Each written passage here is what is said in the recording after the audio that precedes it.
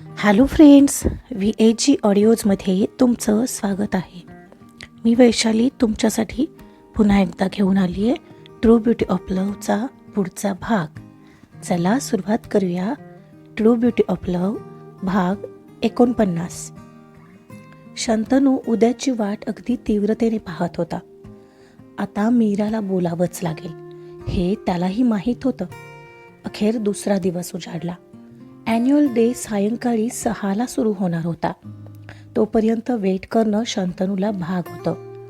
आज कॉलेज नव्हतंच, सो त्याला मीराला तसंही भेटता आलं नव्हतं. मनावर कंट्रोल ठेवून त्याने गुड मॉर्निंग शिवाय इतर कोणताही मेसेज केला नव्हता. अखेर सायंकाळचे 6 वाजले आणि ठरल्याप्रमाणे सगळेच जण ऑडिटोरियममध्ये जमले. मीराला कळत नव्हतं की शंतनूला ती कशी बोलावणार आहे. त्याचा प्रोग्राम झाल्यावर त्याला भेटून बोलावं असं काहीतरी ती मनाशी ठरवत होती. तो आज ॲन्युअल डेच्या निमित्ताने गाणार आहे हेही तिला माहिती होतं. आता तीच एक संधी होती तिच्याकडे. प्रोग्राम सुरू झाला आणि प्रत्येक जण समोर जाऊन आपापला परफॉर्मन्स सादर करत होते.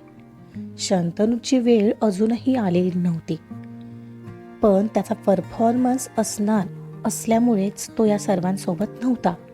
सिद्ध, शुभ्रा, वैजू, सायली आणि मीरा हे सगळेच एका लाईनमध्ये एकमेकांसोबत बसलेले.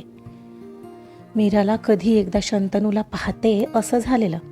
आज तिला हे काय होत होतं तिचं तिलाही कळत नव्हतं.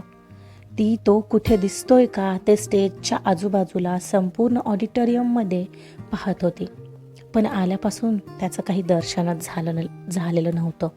तिला भलतंच नर्वस वाटत होतं. ए मीरा, शंतनू कुठे? तो आज गाणार आहे ना? शुभ्राने विचारलं. हो ना, तो दिसलाच नाहीये.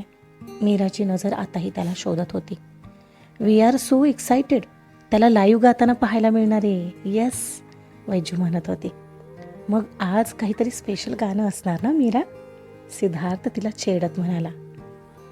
ए काय म्हणायचंय काय नक्की तुला सिद्धार्थ? वैजू सिद्धार्थला विचारत होती, पण त्याने मीराकडे बोट दाखवून खुणावलं. हे मीरा, हे काय बोलला सिद्धार्थ? हां, म्हणजे काहीतरी आहे हो ना? वैजू आता मीराकडे वळली. अगं मला नाही माहीत वैजू, मीरा म्हणाली आणि एवढ्यात पुढे अनाउन्समेंट झाली.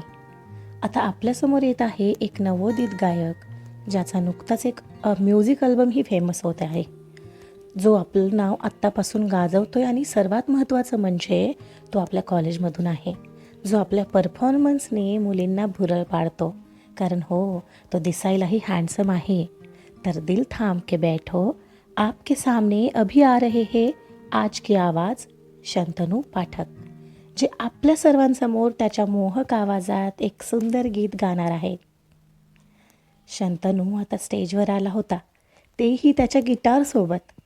आणि मीराचं हृदय त्याला पाहून क्षणभरासाठी थांबलंच.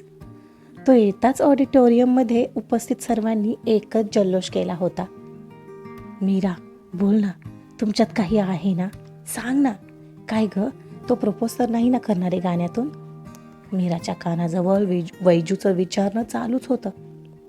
अगं मला माहीत नाही असं काही नसेल, आणि आता त्याचा परफॉर्मन्स सुरू झाल्यावर कळेलच ना आपल्याला. ती खोटच हसली आणि पुन्हा समोर पाहू लागली. बरं बाई, वैजू म्हणाली आणि तीही पुढे पाहू लागली.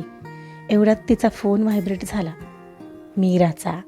पाहते तर मोबाईलवर चक्क शंतनूचा मेसेज आलेला. हे खरंच तिच्यासाठी शॉकिंग होतं, कारण तो स्टेजवर होता आणि तिथं गेल्यावर त्याने तो मेसेज तिला केला होता. This song is for you Meera, specially for you. I love you. तिनं तिरका फोन करून त्याचा मेसेज पाहिला आणि लगेच लपवला. तिच्या हृदयाची गती कधी मंद होत होती तर कधी वाढत होती. तो मेसेज पाहून तर तिच्या पोटात फुलपाखरेच उडू लागलेली. एवढ्यात पुढं म्युझिक आणि त्यासोबत त्याचं गाणं सुरू झालं.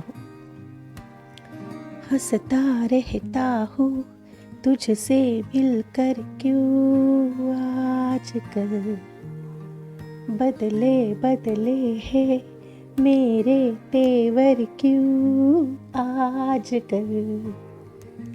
त्याचं सायलीचा आवाज आणि एक एक शब्द आत्ताही तिच्या संपूर्ण शरीरात रोमांच उठवत होता. आंखें मेरी हर जगह ढूंढे तुझे बेवजह. त्याचा हात तिच्या दिशेने होता.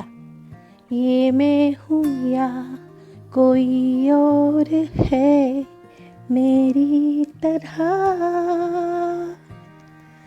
कैसे हुआ तू इतना जरूरी कैसे हुआ. तो आता मीराकडे एकटक पाहत तिच्याकडे बोट दाखवून गाणं म्हणत होता. आणि आता मात्र तिचं अंग थरथरू लागलेलं. डोळ्यात पाणी का येत होतं हे तिलाच कळत नव्हतं. पाहणारे सगळेच त्याच्यासोबत आता जल्लोष करू लागले होते. त्यांचा ग्रुप ही उभं राहून त्याला सपोर्ट करत होते.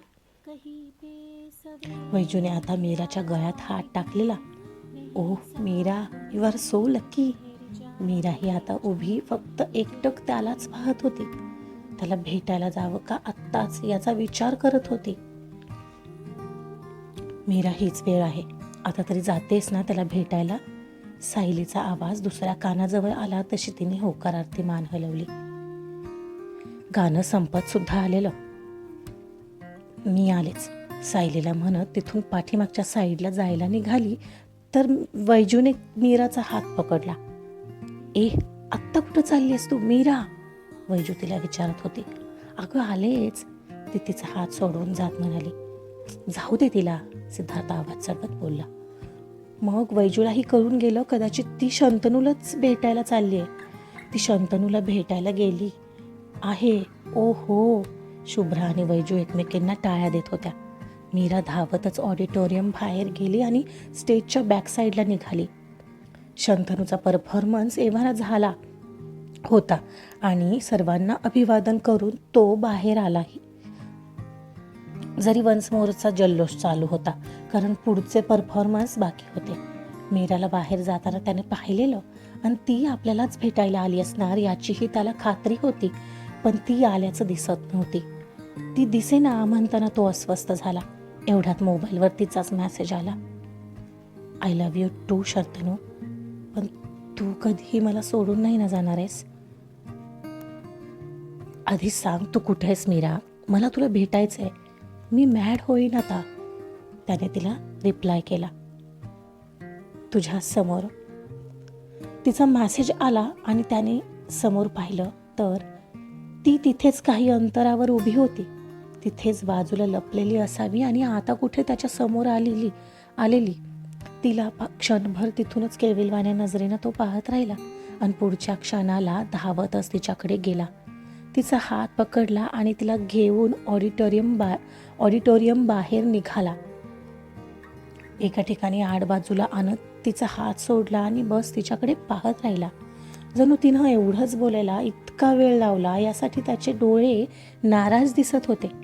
पाठीमागे त्याची गिटार तशीच अडकवलेली. आत्ताही तो त्याच्या नेहमीच्या स्टाईलमध्येच होता. तेच नशिले डोळे आत्ताही खूप आशेने तिच्याकडे पाहत होते. त्याचे सिल्की केस वाऱ्यावर भुरभुरत होते. दोघात एक माणूस उभा राहील एवढंच अंतर होतं, पण दोघंही एकमेकांकडे फक्त शांतपणे पाहत होते. त्याच्याकडे एकटक पाहणाऱ्या तिच्या डोळ्यात काठोकाठ पाणी भरलेलं.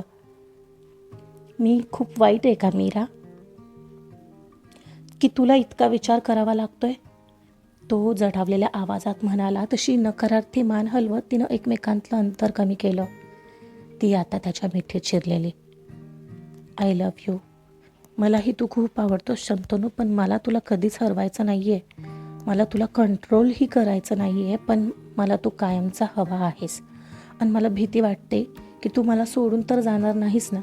त्यात मीही अशी दिसते. तू खूप चांगला आहेस, पण मला भीती वाटते असं काही होईल याची. आणि लोक काय म्हणतील ते स्वीकारतील का आपल्याला? मागे काही बोलणार तर नाहीत ना. एक बाजूला तिची अखंड बडबड चालू होती आणि दुसऱ्या बाजूला तिची त्याच्या भोवतीची मिठी घट्ट होत होती. ती पहिल्यांदा एकटीच बोलत होती आणि तिला पडलेले इतके सारे प्रश्न आणि तिची अस्वस्थता त्याला सगळंच न सांगताच कळून गेलं. त्याने एक वार तिच्या भोवतीची घट्ट मिठी केली, मग तिला बाजूला केला. मीरा मीरा मीरा. अगं एवढ्याशा डोक्याला किती ताण देत आहेस. लोकांना काय विचार करायचा ते करू दे. सध्या तरी हे आपलं रिलेशन फक्त आपल्यात आहे, ते आपण जगजाहीर नको करूया ना. तसंही बाकीच्या गोष्टींना वेळ आहे अजून मीरा. हो आय नो, पण आपल्या फ्रेंडमध्ये तर माहीतच आहे ना, उद्या कॉलेजमध्ये होईल. नाही, असं काही नाही होणार, ती काळजी आपण घेऊ. पण असं का शंतनू, मला कळलं नाही तुला काय म्हणायचं आहे. अगं कारण लोकांसमोर ते नातं गेलं की त्याला नजर लागते असं मला वाटतं. शिवाय मीडिया उगाच याची न्यूज बनवत राहणार, जे मला नको आहे. कारण माझं फील्ड वेगळं असणार आहे मीरा, कळतंय का तुला. ती थोडीशी समजून म्हणाली. आणि तुझ्या घरीही हे आत्ताच कळलं तर चालेल का तुला, तेही असं न्यूजमार्फत. नाही नाही, मला नाही चालणार, माझं कॉलेज बंद करतील ते. मग तेच सांगतो, वेळ आली की आपण हे सर्वांसमोर करू, ओके. माझ्यावर एवढा विश्वास आहे ना तुझा. तुझ्यावर आहे शंतनू, पण नशिबावर नाही आहे. ती निराश नजरेने त्याच्याकडे पाहत म्हणाली. आता सध्या फार पुढचा विचार करू नकोस मीरा, अजून खूप वेळ आहे त्याला, ओके. तो तिचा चेहरा ओंजळीमध्ये पकडून म्हणाला. पण कसली तरी खूप भीती वाटते मला शंतनू. तिच्या डोळ्यात अजूनही भीतीच होती. मीरा, मी आहे ना. तो तिला जवळ घेत आणि तिच्या पाठीवर थोपटत म्हणाला. आणि आता मात्र त्याची ती मिठी तिला विरघळवणारी अशीच होती. आजचा पार्ट इथंच संपलाय. पाहूया पुढच्या भागात काय होतं. कथा ऐकत राहा. कथा आवडत असल्यास लाईक करा, सबस्क्राईब करा आणि शेअरसुद्धा करा. Thank you so much.